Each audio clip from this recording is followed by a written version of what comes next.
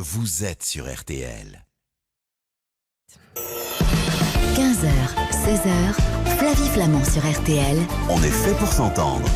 Bonjour à toutes, bonjour à tous. Je suis heureuse de vous recevoir chaque jour sur l'antenne d'RTL, mais également sur RTL.fr. Et aujourd'hui, c'est encore un petit peu plus savoureux que d'habitude, car il s'agit de la 1800e émission d'On est fait pour s'entendre. Et cette belle aventure qui achève sa 9e saison nous fait croire davantage en notre prochain et nous rassure. Bah oui, parce qu'on a toujours tant de choses à se dire, à partager, tant à apprendre des expériences des uns, des points de vue des autres. Merci pour votre fidélité. Vous voyez, on n'est pas seul finalement.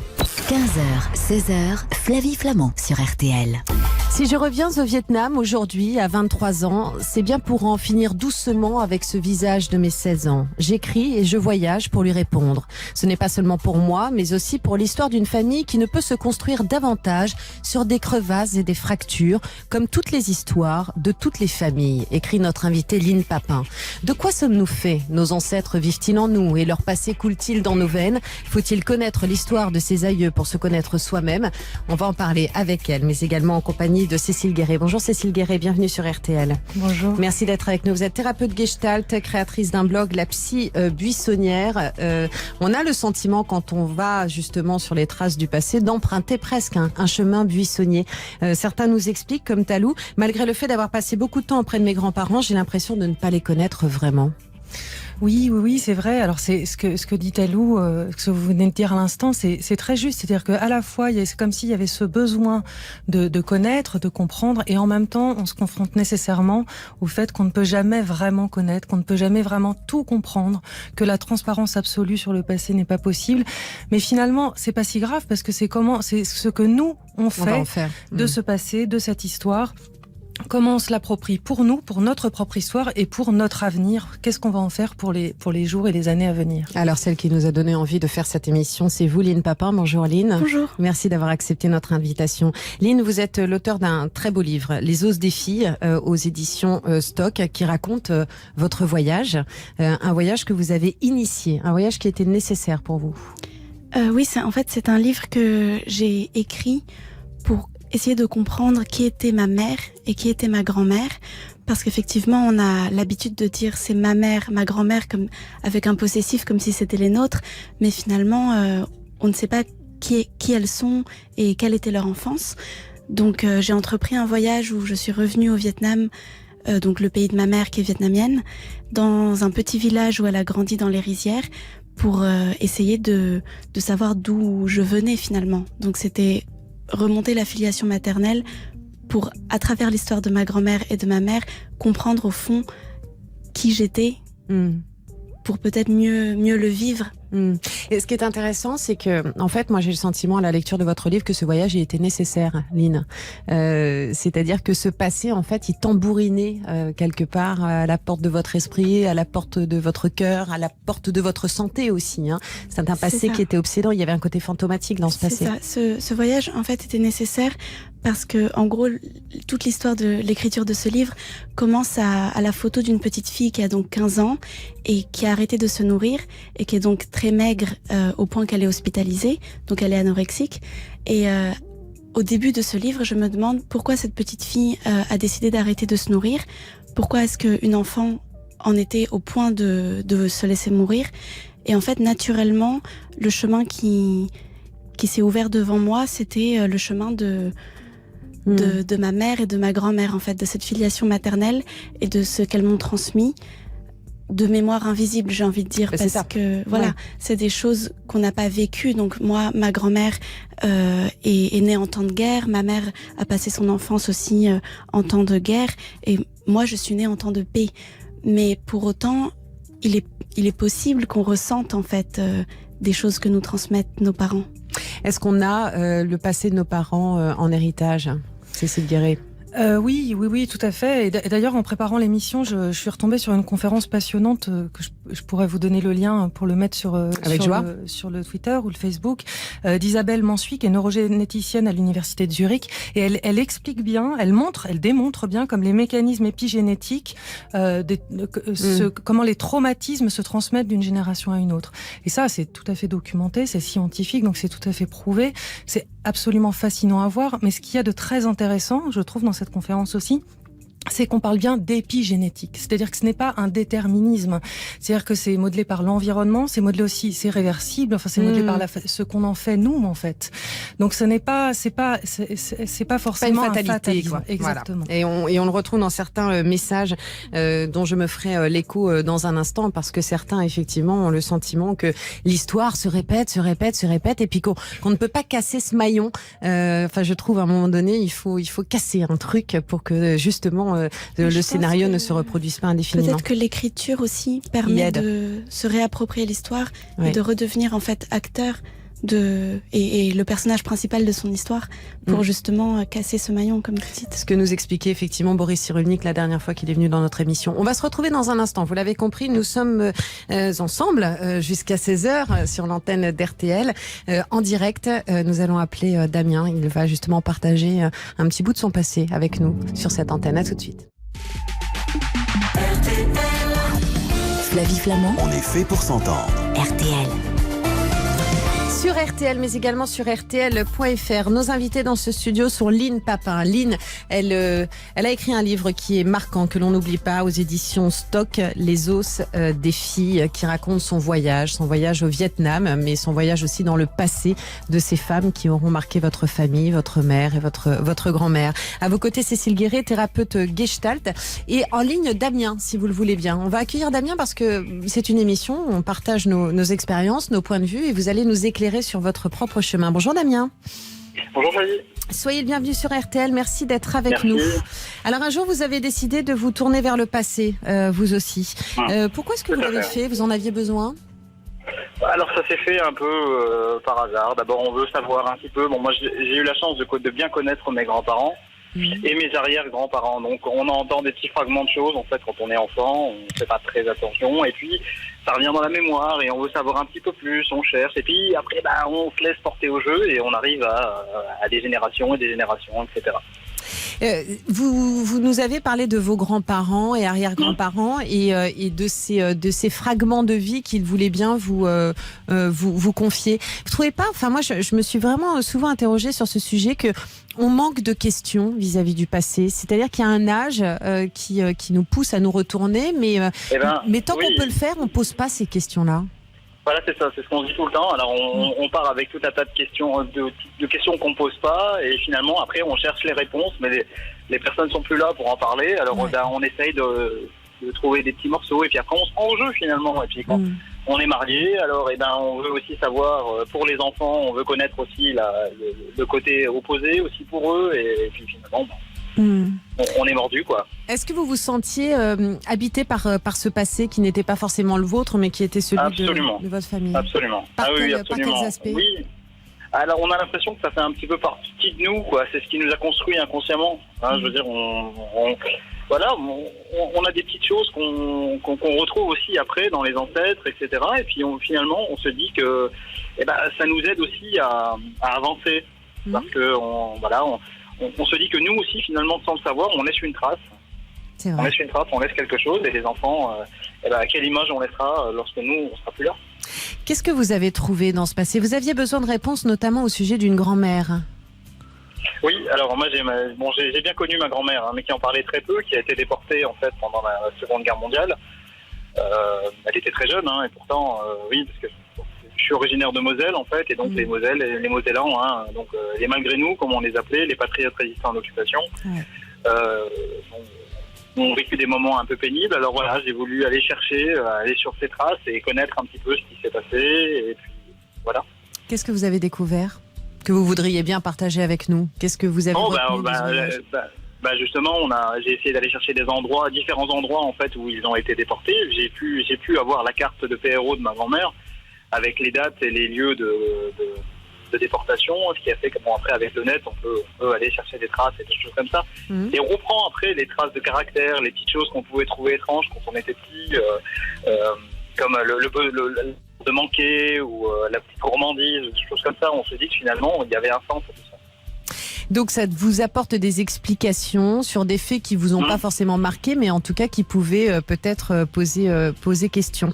On va se retrouver dans un instant, si vous le voulez bien. On va parler de votre nom de famille. Aussi, Bien parce sûr. que c'est vrai que ce qui est étonnant quand on se retourne comme ça sur un passé qui est pas forcément le nôtre, eh bien on se rend compte qu'en fait parfois il y a des trouvailles, il y a des sortes de trésors Oui. du passé, des choses qu'on n'aurait jamais Tout à fait. imaginées et qui nous permettent tout à coup de redessiner un peu les contours de notre vie, quoi. Et puis apporter une certaine profondeur aussi à fait. notre existence. On se retrouve tout de suite, Damien, avec Lynn Oui. Papin et avec Cécile Guéret. RTL. Moi. 15h, 16h, Flavie Flamand sur RTL. On est fait pour s'entendre. Je cherche mes origines, nous écrit Agilus, convaincu qu'un secret est caché dans ma famille, une intuition. J'ai besoin de savoir qui sont ceux qui ont composé cette famille, savoir qui ils étaient, ce qu'ils ont fait. J'ai besoin de savoir pour combler ce vide. Cécile Guéret, Lynn Papin, vous êtes nos invités. Damien, vous êtes en ligne avec nous. Quand on lit le message d'Agilus, on comprend aussi, Lynn Papin, ce besoin qu'on a parfois face à des incompréhensions, à des sortes de mystères comme ça qui demeurent en nous, ce besoin que l'on a d'apporter des réponses. Hein, c'est ce que Oui, vous avez tout à fait. fait. Alors, et Tout à fait. Lynn Papin l'a fait aussi dans son livre que je vous conseille, hein, Damien.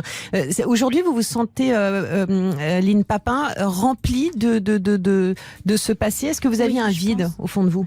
J'avais un vide, d'autant plus que moi, mon passé est géographiquement séparé, éloigné de Le mon Vietnam. présent. Donc comme mon passé se situe au Vietnam et que le présent est en France, c'est vrai que j'ai eu besoin de faire ce retour à la fois physiquement, donc de retourner là-bas, mais qui était aussi un retour dans l'histoire. Et je pense qu'aujourd'hui, je me sens réconciliée, parce que c'est vrai qu'on arrive au monde sans... Enfin, il y a une histoire derrière nous, en fait. Et je pense que c'est important de savoir dans quelle histoire on arrive, dans quelle histoire on se situe. Vous, Damien, ça vous a apporté des réponses, ça a comblé un vide, comme l'écrit Agilus? Alors, ça s'est pas vraiment passé comme ça, dans le sens Ouais. où, en fait, c'était vraiment par hasard, dans le sens de la recherche. Oui, mais en même temps, il y a un est-ce que moment- vous avez pris conscience tout à coup qu'il vous manquait des bouts, quoi, d'histoire? Oui, voilà, bien Non, sûr. c'est ça. C'est là, après, bien sûr, tout à fait. Après, on se rend compte finalement que ce qu'on pensait être toujours comme ça ne l'était pas toujours été. Voilà. Ouais. Voilà. Bon, pour ma part, en fait, c'est surtout au moment où j'ai fait les recherches de mon grand-père paternel, donc celui auquel je porte son nom. Ouais. En allant un petit peu plus loin, je me suis rendu compte qu'au bout d'un moment, pas de père. Je trouvais pas, quoi. Donc, en fait, on s'est rendu compte que la maman portait le nom de son père. Et en faisant des recherches un peu plus poussées, en essayant de fouiller un petit peu, bon, ça m'a pris vraiment du temps, mais j'ai fini par trouver le pourquoi. En fait, donc ce fameux père, en fait, a été guillotiné puisque condamné à mort. Donc, il n'a pas pu reconnaître l'enfant qui est né après sa mort. D'accord, oui, c'est ça. Le nom l'a été aussi dans l'histoire de la famille, quoi, hein, si je puis dire. Voilà. Beaucoup d'émotions, une histoire tumultueuse, Damien. Oui. Une histoire que vous allez transmettre à vos enfants, justement, en vous disant Ah oui, que vous aurez tout à fait, fait votre ouais. part du boulot, je dirais aussi. Oui, voilà, Mm. c'est ça. C'est Ouais. ça, surtout que maintenant, on a les possibilités de le mettre sur des supports, en fait, qui resteront Ouais. et qui seront pour toujours. Finalement, c'est une histoire à continuer. Après, on trouve des choses qui sont belles aussi, souvent, et puis alors des choses un peu rigolotes. Par exemple, sur l'arbre généalogique de ma femme, on y retrouve un de mes ancêtres qui est témoin au mariage. Bah dites donc. C'est chelou, ça. Vous voyez? Ouais, je vois. Voilà. Alors d'abord, on lit un nom, mais je connais ce nom-là, et puis bon, sur l'informatique, maintenant, on peut le retrouver sans problème. Hein. Vous êtes en train de Et on dire, vous avez retrouve- fait salut cousine. Le truc, Oui. l'horreur, quoi. Non, mais c'était il y a Voilà, très longtemps. Sur 9 générations. Donc vous imaginez bien qu'au bout d'un moment, on se rejoint tous. Hein. Tout va bien. Non, mais je plaisante, Damien. Oui. Le choc. Non, pas de consanguinité. Hein. Ouais, non, mais il est des belles choses, il est des choses plus douloureuses, tumultueuses. Est-ce que vous avez l'impression, en tout cas, de mieux vous connaître, Damien, en Alors, étant j'ai parti appris à relativiser énormément, Ah, sachant que c'est-à-dire finalement, on se dit qu'il y a tellement de choses beaucoup plus graves quand on regarde de plus près chez eux, la manière dont eux vivaient et puis la difficulté de la vie qui est quand même pas la même qu'on a maintenant. Hein. Mm. On se rend compte quand même, par exemple, on parle des enfants morts-nés, des enfants morts en bas âge, etc. Il y en a vraiment évidemment. Hein. dans les familles comme ça, ouais. Voilà, c'est inévitable. Hein. Et on en trouve énormément et on se dit qu'ils ont eu tous la douleur de connaître des choses comme ça que, heureusement, la vie m'a épargné. Et on se dit qu'il y a tellement de choses beaucoup plus graves. Voilà. Je vous conseille, Damien, le livre de Lynn Papin. Lynn, le passé, les enfants, les morts, quand on décide d'aller davantage dans cette histoire, on découvre les os des filles, hein, c'est le titre de votre livre. Oui, moi, le thème de mon livre, c'est vraiment ça, c'est vraiment la naissance, donc comment on arrive au monde aussi, de quelle manière on est accueilli dans le monde. Et puis au final, la mort, de qu'est-ce qu'il en reste après. Mon livre commence par ce rituel au Vietnam où, en fait, à la fin, c'est une toute petite boîte d'os. Voilà, c'est ça. C'est-à-dire après la mort.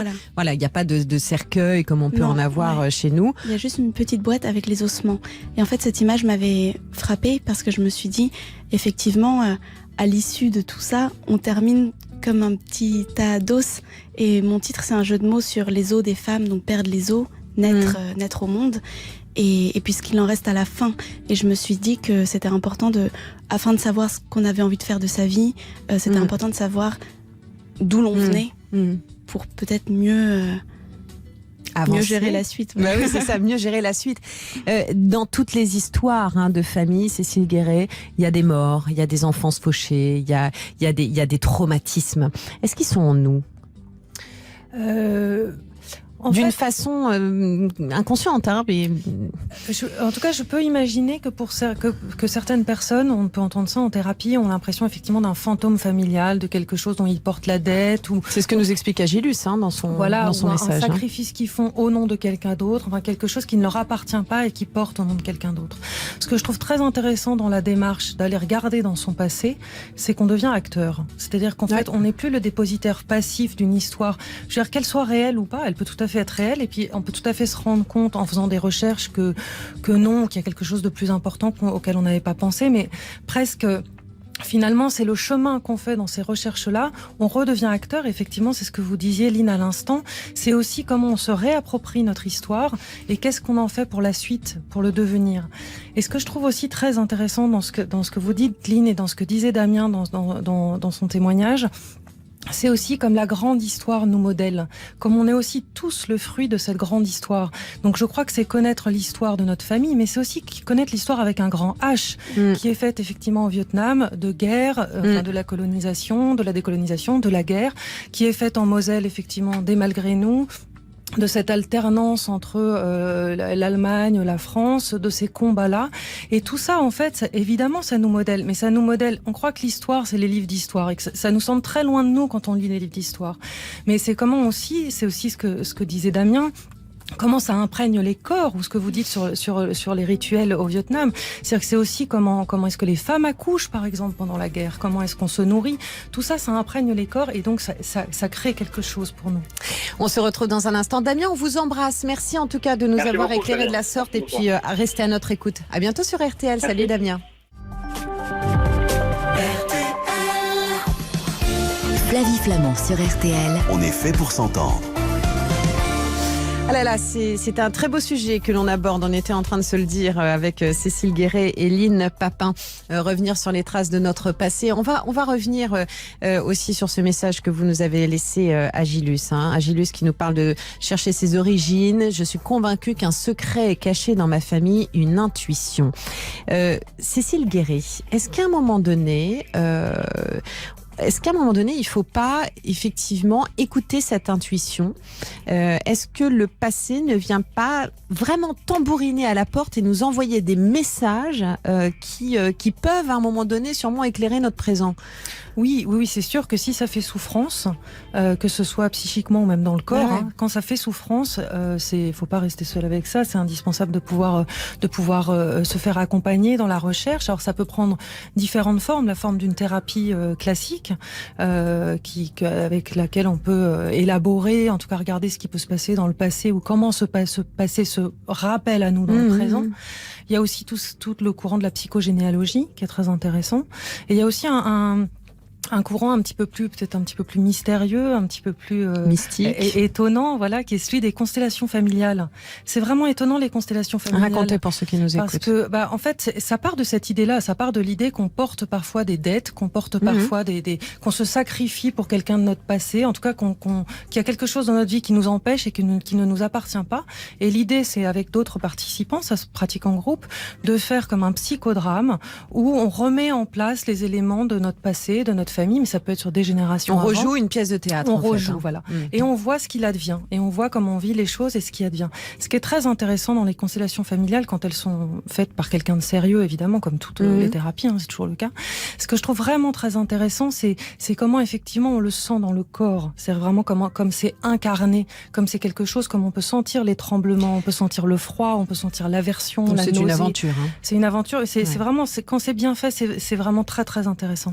Le corps qui parle, on le retrouve beaucoup dans votre ouvrage, Lynn. Ce corps qui, à un moment donné, réclame qu'on écoute ce passé. C'est le corps de la petite fille qui en fait arrête de se nourrir, donc elle devient très très maigre. Elle dépérit. Elle dépérit, elle est ce qu'on appelle anorexique. Et en fait, dans mon livre, je fais le lien donc entre cette maigreur du corps de la petite fille qui vit ce qu'elle appelle sa guerre intérieure, avec la maigreur peut-être de ses ancêtres qui vivaient des temps de famine pendant la guerre, une guerre extérieure, les guerres du Vietnam et d'Indochine. Donc une époque, il y avait des tickets de rationnement. Et ça, c'est un parallèle que je fais par l'écriture. Donc en fait, moi, c'est peut-être pas une thérapie, mais c'est peut-être de cet ordre-là. L'écriture d'un livre, c'est aussi c'est par l'écriture que en fait je trouve le chemin et le lien entre l'histoire de mes grands-parents, de mes parents et la mienne. Cette écriture qui vous permet, comme le disait aussi il y a un instant Cécile Guéret, de quelque part de devenir actrice et plus simplement dépositaire, mais de devenir actrice aussi de votre vie et de prendre, alors c'est une expression que j'aime bien, mais tout à coup de prendre les rênes pour rebondir sur nos passions moi, ce livre, je savais que j'avais envie de l'écrire, mais vraiment il est venu dans ma vie à un moment où je m'y attendais pas, en fait. C'est vraiment un livre qui a débarqué comme ça, que j'ai écrit assez vite, et c'est un voyage que j'ai fait aussi assez vite, parce que je pense que c'était le moment. C'est comme vous dites qui tambourine à la porte. Elle a 23 ans, Lynn Papin. Ouais. Non, mais je trouve ça fabuleux parce que c'est une chance, je trouve, de s'emparer. C'est formidable que ce passé soit venu à vous si jeune, parce que certains, parfois aussi, attendent plus longtemps, Cécile Guéret, parce que le passé peut nous faire peur. J'entends par là, vous venez d'employer le mot courage. Je ne sais pas si Lynn l'emploierait pour ce qu'elle a fait. C'était peut-être une nécessité. Moi, c'était vraiment un besoin. Mais je pense effectivement que plus tôt on le fait. Enfin, après, il faut que ça soit le bon moment. Oui, bien sûr. Moi, j'ai l'impression que ça m'a fait gagner du temps, en fait. Oui, mais c'est ça. C'est parfois aussi angoissant, Cécile Guéret, de se retourner sur un passé qui nous appartient et qui nous appartient pas. Donc, il y a quelque chose presque parfois d'intrusif où on a peut-être l'impression d'aller réécrire l'histoire ou de regarder par un œilleton qui ne nous est pas autorisé. Et puis, on ne sait pas ce qu'on va trouver. Donc, c'est toujours angoissant. Il y a quelque chose de vraiment de l'inconnu qui peut être hors maîtrise et qui, du coup, peut faire très peur. Mais ce que disait aussi Damien tout à l'heure dans son témoignage, il nous parlait de comment aussi ça l'a sorti de la solitude et comment ça a résolu quelque chose, en tout cas, disons que ça l'a aidé face à l'angoisse existentielle de finitude. Il dit, je transmets quelque chose à mes enfants. Je viens de quelque part et je transmets quelque chose. Donc oui, il y a de l'angoisse, mais en même temps, il y a aussi il y a aussi du réconfortant, il y a aussi la place qu'on a dans le monde, la place qu'on a dans la vie, et ça c'est magnifique. Il y a de l'enracinement, je dirais. Et oui. Et ce qui me semble aussi essentiel dans ce que vous disiez, Lynn, à l'instant, c'est que c'est le lien que vous faites. Et ça, pour moi, c'est vraiment essentiel. C'est-à-dire que c'est comment votre histoire, elle résonne pour vous. Et le sens, personne ne peut le mettre à la place de quelqu'un d'autre. C'est vraiment la personne qui fait son chemin. Et si pour vous, ça a du sens, c'est que c'est juste. Et si ça n'est pas le même sens pour quelqu'un d'autre, il n'y a pas de sens préétabli, il n'y a pas de grille de lecture. Et ça, c'est le chemin qu'on a à faire, en fait, chacun. Voilà, c'est ça. On s'affranchit. RTL. On est fait pour s'entendre. Flavie Flamand. Alors, la constellation familiale, Dorothée nous écoute et nous écrit: on hérite bien involontairement des histoires et des problèmes de nos ancêtres. Il nous faut vivre avec malgré tout. Ce n'est pas toujours évident, mais les constellations familiales m'ont beaucoup aidé à comprendre, à accepter et peut-être un jour m'affranchir de certains traumatismes issus de mes aïeuls. En fait, on se libère. Oui, Cécile Guéret ? Oui, pardon. Ça me fait penser à quelque chose d'essentiel. C'est ça que j'oubliais tout à l'heure sur les constellations familiales. C'est que ce que je trouve très intéressant dans les constellations familiales, c'est qu'on redonne à la personne du passé, symboliquement, c'est un psychodrame, donc on peut dire que c'est comme une pièce de théâtre, mais en même temps c'est très fort symboliquement. On redonne à la personne du passé, au grand-père, à l'arrière-grand-père, à la grand-mère et tout ça, on leur redonne leurs responsabilités, on leur redonne leur souffrance, et on arrête de porter ce fardeau-là. Et il y a un moment où on dit, je te redonne ton histoire, et moi je reprends ma vie. Voilà. Et c'est cette question de la responsabilité qui est essentielle, en fait, existentiellement, dans cette manière de regarder le passé, me semble-t-il. Ça vous parle, ça, Lynn Ce que je me demandais, en fait, il s'agit de jouer le rôle, c'est ça ? Oui, on pourrait dire ça comme ça, c'est une sorte de psychodrame, mais sauf qu'il y a aussi quelque chose qui nous dépasse, qui en fait, on verbalise. En fait, on verbalise les choses. On se met dans une posture, on est dans de la symbolique. Voilà, mais on prononce ces mots-là comme on pourrait écrire une lettre qui n'arrivera jamais, comme on symbolise. À la différence qu'à un moment, on est quand même rattrapé par quelque chose qui est assez incroyable, qui remonte aux travaux de Jung, qui est cette sorte d'inconscient collectif, d'inconscient familial, qui nous rattrape et qui se joue un peu malgré nous. C'est d'ailleurs ce qui fait débat sur les constellations familiales, c'est que certains se méfient de ce côté un peu bizarre, un peu perché des constellations familiales, voilà. Mais c'est vrai que c'est aussi ça qui advient et qui est la force du processus. Sandrine nous écrit: du côté de ma mère, toutes les femmes sont des mères maltraitantes. C'est pour cela que j'ai décidé de ne pas faire d'enfants. On n'est vraiment pas faite pour ça. Alors Sandrine, je vous écoute et ça m'a touché ce message parce que en fait, quand on lit le message de Sandrine, on a le sentiment d'une vraie fatalité. Qu'est-ce que vous en pensez, vous, Lynn Papin ? Est-ce qu'on est des marionnettes du passé ? Non, je pense que on peut avoir ce sentiment si on n'a pas apprivoisé le passé, mais je pense qu'il n'y a pas de fatalité et que il est toujours possible de se désinscrire de cette lignée et puis aussi de comprendre. Moi, j'ai vraiment tenu à comprendre qui étaient mes parents, donc pourquoi. En fait, la question c'est pourquoi c'est ça. Cécile Guéret. Ce qui me vient, c'est cette phrase de Sartre que je vais mal citer, donc je vous prie de m'excuser, je devrais avoir la citation exacte dans la tête, mais ce ne sera pas le cas. C'est certes, qu'est-ce que je fais de ce que mes parents ont fait de moi ? C'est ça qui me vient en entendant ce témoignage. Bien sûr, il y a le passé qui nous modèle, notre histoire familiale, l'histoire des femmes, évidemment, ça fait partie de nous. Mais à un moment, qu'est-ce que je fais de ça ? Et d'ailleurs, ce qu'elle dit dans son témoignage, elle dit « j'ai décidé de ne pas faire d'enfants ». C'est-à-dire que elle a fait le choix de ne pas faire d'enfants. Elle a fait le choix, c'est un choix qu'elle fait elle. Qu'est-ce qu'on fait de notre histoire familiale ? Comment nous, on continue à la perpétuer ou pas ? Mais en décidant de ne pas faire d'enfants, Sandrine s'est peut-être dit qu'elle deviendrait elle-même mère maltraitante. Et moi, là, pour le coup, ça me touche parce que je me dis, on n'est pas défini par ce modèle de maltraitance. On peut avoir été victime, mais on ne devient pas forcément bourreau après. Oui, alors, tout à fait. Évidemment, ça, c'est très très important à rappeler. Tous les enfants maltraités ne deviennent pas des parents maltraitants. C'est absolument indispensable à rappeler parce que c'est souvent la grande crainte des enfants qui ont subi ça. Donc, voilà, c'est se priver d'un bonheur aussi, parfois extrêmement important, qui... Oui.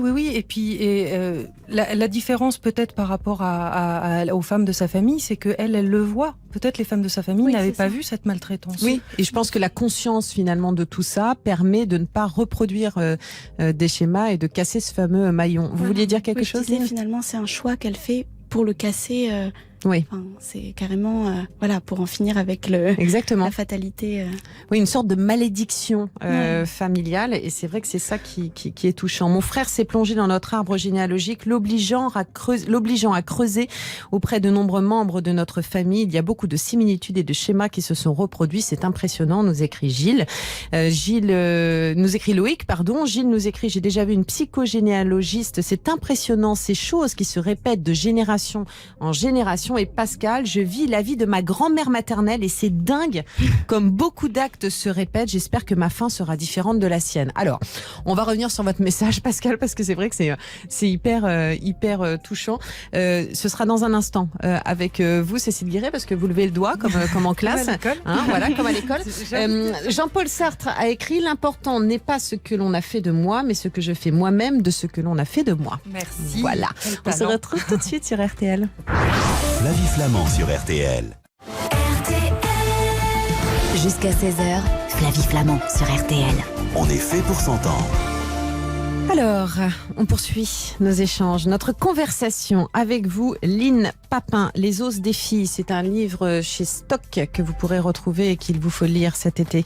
C'est vraiment très beau. Et puis, Cécile Guéret, en attendant votre livre qui arrivera bientôt, Cécile. Si j'y arrive un On jour. est tout cœur avec vous.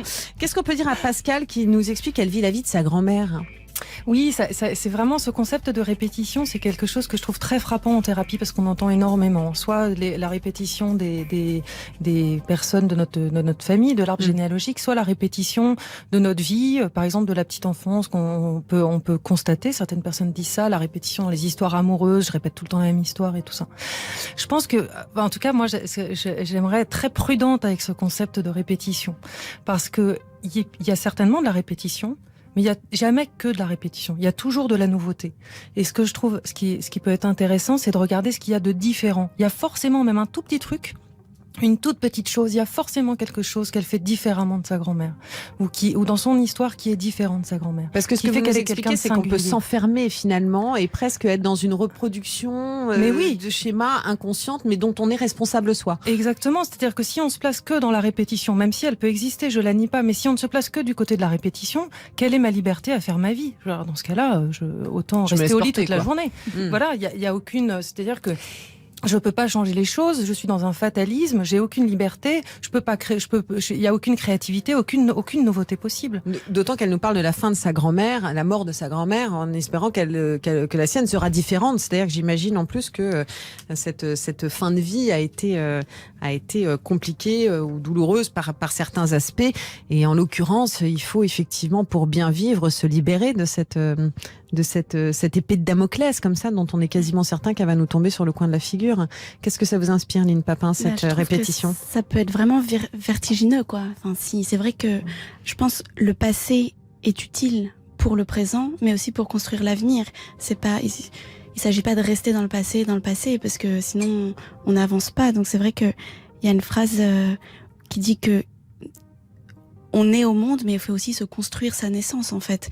Donc, je pense que le passé est utile, mais pour construire, pas pour tomber dans un vertige qui peut être vraiment affolant, quoi.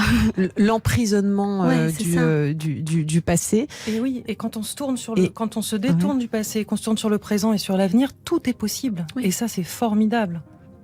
On doit laisser le passé un peu derrière soi, Lynn Papin. Est-ce qu'aujourd'hui, vous avez le sentiment que vous avez un peu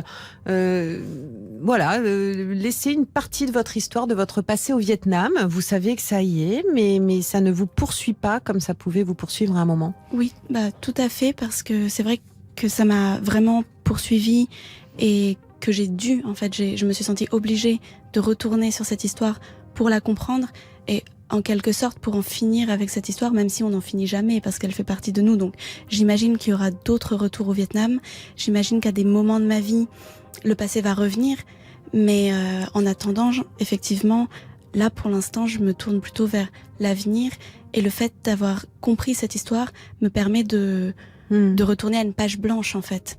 Comment votre entourage a-t-il réagi, votre mère, à cette idée que vous alliez marcher comme ça sur sa propre histoire, sur l'histoire de votre grand-mère ? Au tout début, ça a pu peut-être les inquiéter, parce que ils se sont dit mais qu'est-ce qu'elle va trouver ? Et finalement, une fois que le livre a été écrit, et parce qu'il a été écrit par un prisme qui va justement vers la réconciliation et vers l'avenir et vers la paix, je pense que ça a en fait beaucoup libéré la parole et libéré des choses que ma mère, elle, ne pouvait pas dire, en fait. C'était vraiment mon rôle de raconter cette histoire et de dire des choses que elle ne pouvait pas dire à ma place. Et je pense que nous, ça nous a beaucoup rapprochés, ma mère et moi, parce que je pense que ça a instauré un dialogue, en fait. et qu'elle a vu aussi que je m'intéressais à sa vie, à son enfance. Sur la couverture, il y a une photo qui est la photo donc de ma grand-mère avec ses 3 filles, donc dont ma mère. Et mettre ma mère en couverture de mon livre, c'est aussi faire un pas vers elle. Donc je pense que ça a eu vraiment un effet de réconciliation. Mais voilà, ça devait être moi, c'était à moi de faire ce chemin en fait. C'est joli ce que vient de nous dire Lynn, parce qu'en fait, parfois, en déverrouillant un peu le passé, on ne le déverrouille pas que pour soi. C'est ça qu'elle nous explique aussi, oui. Lynn Papin, Cécile Guéret. Oui, c'est très très beau. Ça m'émeut de vous entendre. Je trouve ça vraiment magnifique. Oui, mais parce qu'en fait, c'était à Lynn qu'incombait cette mission, je dirais, mais en même temps parce que c'est guidé par une envie et par un besoin. Mais en fait, on libère la parole, on la libère pas que pour soi, on la libère pour d'autres aussi. C'est lumineux. Oui, et c'est là aussi que je reviens à ce mot de courage de tout à l'heure. C'est que c'est aussi comme c'est courageux pour vous, enfin je peux imaginer en tout cas, et comme c'est courageux pour l'entourage, pour votre famille, mais aussi pour toutes les petites filles ou les jeunes femmes qui liront votre livre et à qui ça parlera à un endroit de leur histoire ou dans une manière d'être. Ça c'est superbe. C'est aussi la force de la littérature et sa puissance. Mon but c'était aussi de lever de mettre la parole et de lever certains tabous en fait, parce que moi les tabous c'est vraiment quelque chose que j'aime pas du tout, et je trouve que mettre la poussière sur le tapis, sous le tapis, ça peut être même dangereux en fait. Et quand on dit les choses et quand on explique les choses, quand on les raconte, ça crée des liens en fait, et ça peut réconcilier les gens et aider à trouver la paix quoi. Il n'y a rien de pire que le non-dit. Non, mais ce non-dit qui finalement est très bruyant. Oui. C'est-à-dire qu'à force de vouloir verrouiller le silence, finalement, ça fait un boucan d'enfer. Et ça complique les choses quand même dans les familles. On se retrouve tout de suite sur RTL. RTL. Flavie Flamand. On est fait pour s'entendre. RTL. Voilà une émission qui a fait réagir sur nos réseaux sociaux. Bah oui, encore une fois, on a tapé un peu dans le cœur, et puis dans ces histoires que nous avons tous en commun, qui sont celles de nos ancêtres. Et aujourd'hui, on se demandait s'il fallait connaître son histoire, l'histoire de nos ancêtres, pour se connaître soi-même. Et je sais que vous êtes nombreux à vous dire qu'il va falloir aller faire un petit chemin comme ça, emprunter le chemin du passé. En attendant, je vous conseille le livre de Lynn Papin aux éditions Stock, Les os des filles. Merci beaucoup, Lynn. C'est un plaisir de vous recevoir. Merci.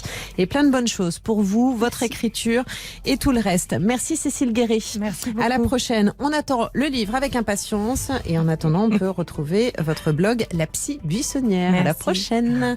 Demain, vous savez que c'est la dernière émission de la saison. Et alors que certains commencent à ressortir leur maillot de bain, nous, on a décidé de parler du mouvement du body positive. C'est un super mouvement qui tord le cou aux critères de beauté à la noix qui nous complexent. Voilà, alors grand, petit, maigre, rond, chauve ou à crinière, sur pied ou à roulette, nous sommes tous beaux. Et c'est ce qu'on se dira demain, entre 15h et 16h avec vous, en direct sur cette antenne. Tout de suite, voici Laurent Ruquier, les grosses têtes.